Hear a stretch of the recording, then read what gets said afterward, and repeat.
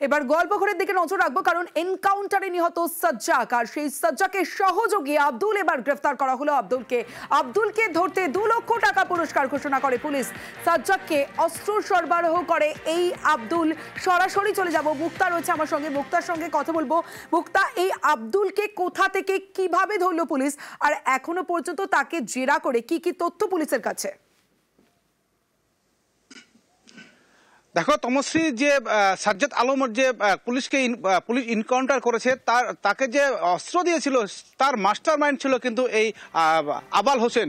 তাকে কিন্তু পুলিশ তন্ন করে খুঁজছিল এবং তার শ্বশুর বাড়ি গোয়ালপুকুর এলাকা, বাংলাদেশ বর্ডার এরিয়াতে। কিন্তু সে পুলিশের চোখে ধুলো দিয়ে পালিয়ে যায়, কিন্তু অবশেষে শেষ রক্ষা হলো না এই আবাল হোসেনের। অবশেষে করণদিঘি ব্লকের রসখোয়া থেকে কিন্তু গ্রেপ্তার করলো যে উত্তর দিনাজপুরের পুলিশ, কারণ সে সেখানে গা ঢাকা দিয়েছিল এবং পুলিশ এবং গোয়েন্দার কাছে খবর ছিল সে এই এলাকাতে থাকতে পারে এবং রসখোয়া থেকে প্রায় 5 কিলোমিটার দূরে কিন্তু বর্ডার রয়েছে। সে কিন্তু বাংলাদেশে পালানোর ছক করছিল, সেই খবর কিন্তু পুলিশের কাছে আছে। তারপরেই কিন্তু রসখোয়া থেকে কিন্তু তাকে পাকড়াও করেছে পুলিশ।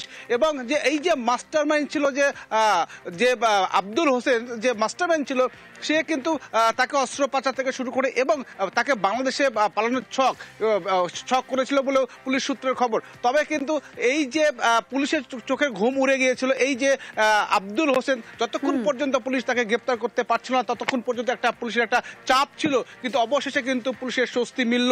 কিন্তু আজ সন্ধ্যার সময় যখন আবালকে যখন পুলিশ গ্রেপ্তার করেছে এবং গ্রেপ্তার করার পরে রসখোয়া যে ফাঁড়ি রয়েছে সেখানে তাকে নিয়ে যাওয়া হয় এবং পুলিশের এসপি এবং পুলিশ কর্তারা কিন্তু তাকে জিজ্ঞাসাবাদ শুরু করেছে, কি কারা কারা যুক্ত ছিল এবং রসখোয়া এলাকাতে কার বাড়িতে ছিল, কে আশ্রয় দিয়েছিল, সেটাও কিন্তু পুলিশ কিন্তু খতিয়ে দেখছে।